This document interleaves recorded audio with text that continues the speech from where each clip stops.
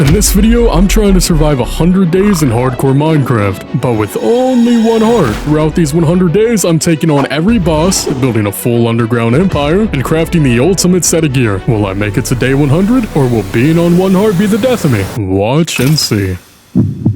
I spawned in a dark oak forest, and after admiring the fact that I could die to a leaf if I wasn't careful, I dipped. I ran over to a spruce forest instead and chopped down my first tree. Grabbed a bunch of saplings because let's be real, 90% of my builds are gonna be spruce. And then I fought a purple chicken. Bruh. Yeah, I don't know either. Anyway, I found a cave, grabbed some coal, and hit the jackpot on iron. I had enough for full armor and tools before the sun even went down. Power is everything in a one-heart world. I wasn't gonna risk getting one-tapped by a skeleton named Gerald. As I was leaving, I spotted a weird-looking pig, and immediately decided that was tomorrow's problem. I then ran into a ruined portal, looted it, judged it, and moved on. Eventually, I reached a village. And let's just say, this village, yeah, I'd be spending a lot more time here than I originally thought. I raided the blacksmith, stole everything that looked remotely shiny, and then casually robbed the villagers of their food. Sorry guys, iron wasn't enough. I posted up in one of their houses and called it a night. Next day, I spotted a lava pool. Naturally, I made another portal out of it, because what else do you do when you only have one heart and a death wish? Walked in, looked around, walked right back out. Yeah, I'm not ready for that. Instead, I went on a mining trip and had my first few near-death experiences. Creepers, skeletons, you name it. But somehow, I lived. And then, diamonds! One of the few things that still gives every Minecraft veteran butterflies. And then I found more, and even more. I had enough to fully gear up and I didn't even cry once. Next step, enchantments. I went back to the lava pool, mined obsidian, and made myself a little setup. Nothing fancy, just enough to throw a book on a sword and call it strategy. I then decided to go back into the Nether, trade with piglins, and after 47 bricks, 12 crying obsidian, and 1 pair of soul speed boots, I finally got 4 pearls. W. Went back home and started building a shed. Might not sound like much now, but trust me, that little box of planks does not have a future. That's when I convinced my buddy Logan to join the world. Some would argue that was a mistake. What The hell's wrong with this guy? He joined, we mined out an underground area for base expansion, along with cobble. And let's just say, the conversations we had down there? I know the schematic, like off the dome. I'm giving you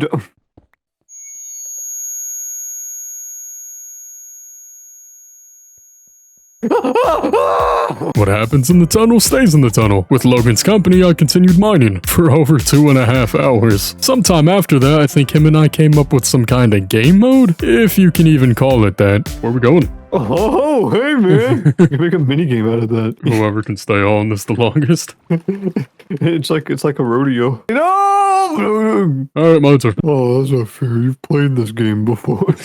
After putting it off for what felt like forever, I finally decided it was about time to do something productive, something big. I'd spent the first 25 days running around, surviving off of pure luck and questionable decisions, but now it's time for a project. But first, I needed resources, and by resources I mean spending several days mining like a man possessed, enchanting like I actually knew what I was doing, and procrastinating by organizing chests I'd immediately mess up again. Finally, it was time. I ventured out to lay the foundation for what would become one of my greatest inventions, a mob grinder. Because let's be honest, in a small world like this, fighting mobs manually is basically asking to get smacked around by a skeleton with better aim than me. So I built a platform, then an item system, then I started towering up like some kind of budget architect, hoping I wouldn't fall and become the first mob in my own grinder. Layer by layer, I stacked the spawn platforms, added dispensers, redstone, and all the usual Minecraft science that makes me feel way smarter than I actually am. And after what felt like 10 in-game years, it was finally done. 10 whole days of sweat, pain, and scaffolding-related trauma later, my mob grinder was complete. After spending nearly 10 days building something that loud and deadly, I figured it was time to unwind. You know, take it easy, enjoy life a little. So naturally, I got right back to work. I started expanding my base, chopping trees, and pretending that deforestation was a valid form of therapy. Then I threw together a little bedroom, because let's be honest, what's a Minecraft world without a proper home? Am I right or am I right? The bedroom was nice, but the place still felt kinda empty. So I decided to finally move my enchantment setup out of that random villager house. After grabbing the bookshelves, running back, putting together a little decorative room, it actually looked, well, like an enchantment room. And just like that, I had a home, a mob grinder, and an actual reason to log in besides running from creepers. By day 49, I took a step back, just to look at everything. The mob farm was towering in the distance, and honestly, that's when I thought to myself, yeah, I'm actually doing pretty good here. And with that, the first 50 days were done. But if you're thinking things are about to calm down from here, think again. Day 50 kicked off with me deciding it was finally time to give my villagers a proper home, or at least something that didn't look like a war crime. I started digging out this absolutely massive underground space, like we're talking underground luxury bunkers level big. My pickaxe was begging for retirement by the end of it. Now, was this for their safety, their comfort, their happiness? No, let's be honest. Cramming them into broom closets wasn't exactly ethical, not that I cared, but you know, I gotta keep up appearances. I gotta keep up the illusion that I'm not a total monster. By day 52, the room was done. Walls cleaned up, floor flattened, lighting on point, so it was finally time for the fun part. Villager napping. The plan was simple. Grab a few dudes from their old homes, if you can even call a dirt hut a home, lob them into their new luxury prison, and call it a day. Easy, right? Wrong, because apparently these villagers had a death wish. The moment I got them inside, they started sprinting in random directions like they were escaping Alcatraz. Bro, you're literally running back to a hole in the ground. This is an upgrade. Like, I literally just built them a 5-star underground hotel, and they're still running out of here trying to speedrun homelessness. While I was in the middle of screaming at my new hostages, my homie Logan joined the game. And well, not as a normal player. This man joined as a dog. 1 second he's barking, the next he's a camel. My name is Kamil Habib Habab. Who are you and how are you in my house? And before I can even process that he's something else entirely, this man was basically the entire cast of Madagascar at this point. I didn't know whether to laugh, be concerned, or start charging admission fees.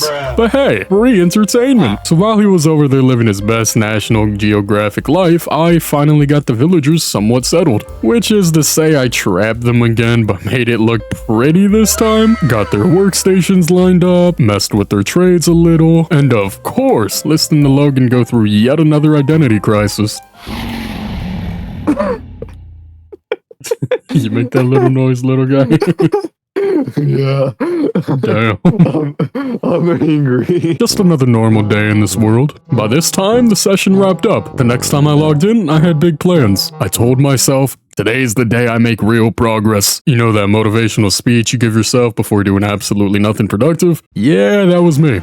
So, I booted up the world, looked around, thought about all the things I could do, and then immediately went to farm. Not like a cool massive farm expansion, nah, just me punching wheat for 10 minutes straight, like it was a day-to-day job. After that, I decided to cut down a few trees, because obviously wood equals progress, right? Yeah. And after all that hard labor, what did I build? The tiniest, and I mean the absolute tiniest smelting room known to mankind. Like, this thing was smaller than a prison cell. 1 furnace, 1 chest, 1 torch, and a dream. Don't fact check me on that. Truth be told, I don't even know if you could turn around in there without bumping your head on something. At this point, I started realizing that my big plans were slowly turning into a glorified to-do list. But hey, progress is progress. I spent the rest of the session just organizing random junk, moving things 2 blocks to the left, and convincing myself that I was being productive. By the end of it, I looked at what I'd done, a tiny smelting room, a few chopped trees, and a slightly bigger farm, and proudly said to myself, yup, productivity at its finest. Here's where things finally got spicy. I'd been putting it off for ages, but it was finally time to face one of Minecraft's most terrifying places. The Deep Dark. Just me, 1 heart, and my questionable decision-making skills. What could possibly go wrong? The second I dropped into that cave, it was like walking into pure silence. You know that creepy kind of silence where even the ambient sounds cut out? Yeah, that. Excuse me, don't mind me, just gonna be taking these. Excuse me, don't mind me. And there's more. Okay, yeah, nope, don't mind me. Oh, Lord. I kid you not, I could hear my own heartbeat in that place. Every step echoed like a death timer ticking down. I had 1 heart, no backup, no safety gear, just raw stupidity and courage holding hands. The first time I triggered a shrieker, I froze. Why are there 3? Uh-oh. I stood there thinking, if I move, I die. If I don't move, I also die. Great! but somehow I made it deeper in without summoning the warden. A miracle, honestly. And then finally, I found a chest. I cracked it open and oh man, the loot was actually insane. I'm talking enchanted books, rare gear, and enough loot to make all that terror worth it. You'd be thinking I'd stop there, right? Nah, I'm greedy. So I kept on looting, kept sneaking around like some kind of horror movie protagonist that refuses to leave the haunted house. Eventually, I had what I came for, and that's when the real nightmare began, the trip home. Because somehow I managed to go in one straight line for literally miles and then forgot where I came from. Every direction looked the same. Every cave, tunnel, lava, repeat. By the time I had finally surfaced, I was convinced I aged 10 years. When I got back to my base, I felt like a war veteran returning home. I dropped my loot off, took a second to breathe, and realized I hadn't blinked in like 5 minutes. Then I did some enchanting, got my gear all shined up, fixed what was breaking, and figured, I'm already on a roll with bad ideas, so why not go into the Nether? So that's exactly what I did. This time, I had one goal. Child-proof the place, because being on one heart in the Nether isn't just hardcore, it's literally volunteering for a death sentence. I built walls, slapped down slabs, covered lava holes, Probably. basically turned the Nether into a toddler-safe playground. And after that, with my life expectancy now extended to a solid 0.02%, I decided to focus on something peaceful for once, farming. I expanded my wheat field into an absolute monster of a farm, rows upon rows of crops, stretching out like I was auditioning for a farming simulator. It was honestly kind of therapeutic, just planting seeds and pretending like I wasn't one wrong step away from dying forever. Once that was done, I got a little carried away with the base design. I started terraforming, putting up fences, and shaping the land until it actually looked good. It was weird. I went from being a chaos junkie to a part-time landscaper. But no matter how much I built, the base still felt kinda empty. Just stone walls and torches. I decided to build a tree room, my own little underground forest. And by forest, I mean one tree and an indent in my bunker. I spent way too long carving out space for it. Then instead of planting a tree, I built one from scratch. Why? I truly have no idea. And honestly, when I stepped back, I was kinda proud. It finally looked like something worth showing off. That burst of inspiration didn't stop there, because clearly one terrifying dimension wasn't enough. I needed a themed corner, to remind myself of the trauma of course. So I went full aesthetic mode. Lava pools, black stone, crimson wood, everything that worked. I wanted it to feel like walking into hell, but in an MTV approved kinda way. When I finished, I took a slow walk through the whole base. Farms, tree room, nether chamber, and for the first time, it felt cohesive. Like this wasn't just a random collection of blocks anymore. It was my fortress, my world, my one heart empire. Next up, this was the big one, the moment everything had been leading up to. I needed blaze rods, which meant heading right back to the Nether, the one place that had already tried to murder me more times than I could count. So, I stacked up on supplies, triple checked my gear, and marched through that portal like I owned the place. Lava, ghasts, angry piglins, all part of the daily commute at this point. I wandered through the Nether for what felt like forever, until finally, I found a fortress. Jackpot! Inside was the usual stuff. Fireballs flying, blazes spawning like it was a flash sale, while dodging fire like I was in some kind of dance-off. I then started farming blaze rods. After a solid grinding session later, I was loaded, but just as I was about to head home, I noticed something right next door. A bastion, because of course there was. Classic Minecraft. So naturally, I had to check it out. I dug in carefully, took out the guards, and then spent what felt like 3 presidential terms trading with piglins. I threw gold at them like I was running a charity, waiting for that one lucky drop. My inventory looked like a garage sale by the end of it. But eventually, I was ready. With my blaze rods and ender pearls combined, I had eyes of ender. It was finally time to find the stronghold. I saddled up on my trusty horse, or so I thought he was trusty, and set off across the land. Things were going great, until we ran into an issue. Water. And instead of finding a clever way around, I did the logical thing, ditching my horse in a hole. Look man, he knew the risks when he signed up, alright? I'll send him a postcard. Hours later, or at least what felt like it, the Eye of Ender finally pointed me towards the spot. I dug straight down like a madman, and there it was, the stronghold. I ran through hallway after hallway, dodging silverfish until suddenly, bam, the portal room. The portal frame was waiting for me like destiny itself. I popped. Jeez. Voice crack. Hold on. Cut. We would scrap the video. Holy. I popped in the eyes one by one, took a deep breath, and jumped in. The Ender Dragon fight, honestly kind of anticlimactic. Not because it wasn't epic, but because it was 3 a.m. and my brain was running on fumes. I'm over here half asleep, chugging potions, whiffing arrows around, just trying to stay alive. But somehow, through pure willpower and probably caffeine, I pulled it off. The dragon went down. I stood there, staring at the experience raining down like confetti, thinking, cool, can I go to bed now? After that, I raided the Outer End Islands, grabbed an elytra, looted a ton of gear, and headed home. I unpacked everything neatly, which, let's be real, took probably 3 times as long as the dragon fight. And then apparently because I have a farming addiction, I went straight back to tending the crops. The cycle continues. And after probably one of my most productive sessions in a while, I logged off for the day, feeling accomplished. And next up, the session started off calm, peaceful even. I decided my base needed something fancy, something that said I read books that I'll never even open. So naturally, I mined out a huge room, lined it up with bookshelves, and built a full-on library. It looked way too elegant for someone who spent half their time yelling at villagers. But whatever, I liked it. But after the calm comes the storm. Or so they say. I don't know, man. Next up, Netherite. I grabbed my pickaxe, stacked up on beds and TNT, and went back into the Nether like a man possessed. I dug tunnels like a hyperactive mole on Red Bull, blowing up entire biomes in search of that sweet, shiny ancient debris.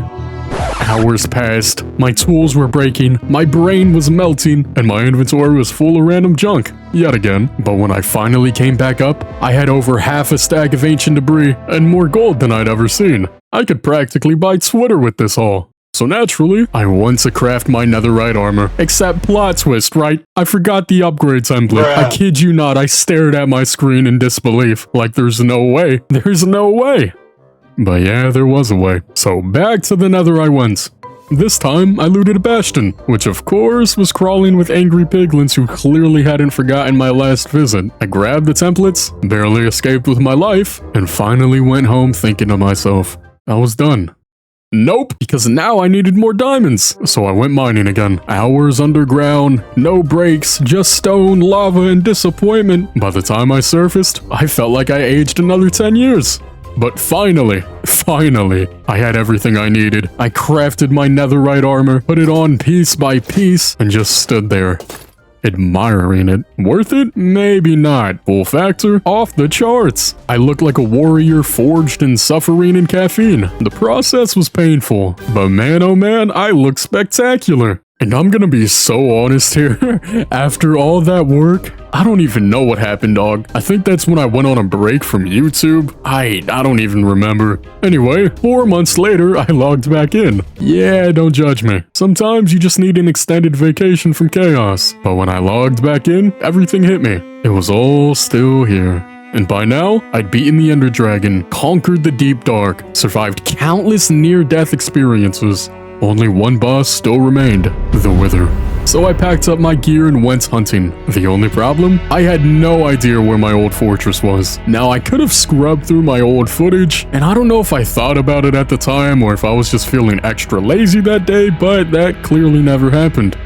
I wandered for what felt like hours, ages even, fighting mobs, retracing steps, until I finally gave up. And found a new one. I set up what could only be described as the most cursed wither skeleton farm in existence. It barely worked, man. And sure, I was constantly getting ambushed, and the drop rates were actually tragic, but after what felt like an eternity, I finally had all 3 skulls. Come on, man. Come on. Well, I'm out of here. I don't got no time for celebration. Job is not done yet. I gathered everything I needed. Soul sand, potions, golden apples, and my precious god apple. And then I went scouting for a perfect place to summon this monster. I flew miles away, deep into some desolate stretch of land where no innocent mobs could suffer. It was just me, the wind, and the quiet before the storm. Yeah, so what? It's my second time using that saying, alright? Listen, man, you don't write these scripts, okay? You wouldn't understand. Anyway, I placed the soul sand, lined up the skulls, and for a second, I hesitated. This was it, the final test. Then bam, the wither spawned. Instantly the world erupted. Explosions, screaming, panic. The wither was flying everywhere, blasting holes through the ground like it was holding a grudge. Halfway through the fight, my wings broke mid-battle. I fell out of the sky, nearly dying on impact, and just sat there in shock, thinking to myself, this can't possibly be how it ends. So then I charged back to my base, unenchanting some of the previous gear that I had grabbed from the end, and just like that, I repaired my elytra, which meant I actually stood a chance in this fight. And after pulling myself together, I went back, flying towards him, knowing this is where it all goes down. Either I die here, or I stand victorious, knowing that I had accomplished nearly the impossible, defeating the warden, beheading the ender dragon, and finally, with my elytra about to break, running low on food and resources, it happened. Okay, come on, please. I landed the final hit. The wither exploded in defeat, and I just stopped. For a while, I didn't even move. I walked around slowly, looking at the cratered battlefield, then at the Nether star just sitting there. For once, I didn't have a joke. No punchline, no bit. I just stood there, thinking to myself, I actually did it. And that's it. 100 days on 1 heart. This world has been all over the place from the very beginning, and somehow, I'm still standing. If you've been watching this far, seriously thank you. The support, the comments, it all keeps me going. If you enjoyed this video, consider subscribing, as it did take a while to make. And like always, you get more videos like this. Fair trade if you ask me. And hey, until next time, stay alive, preferably on more than 1 heart.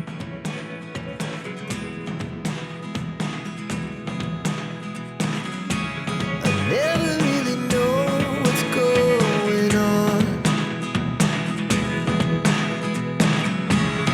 Look at me sometimes like all you want to do is run. Hear me out, hear me out. It's all the things you never show.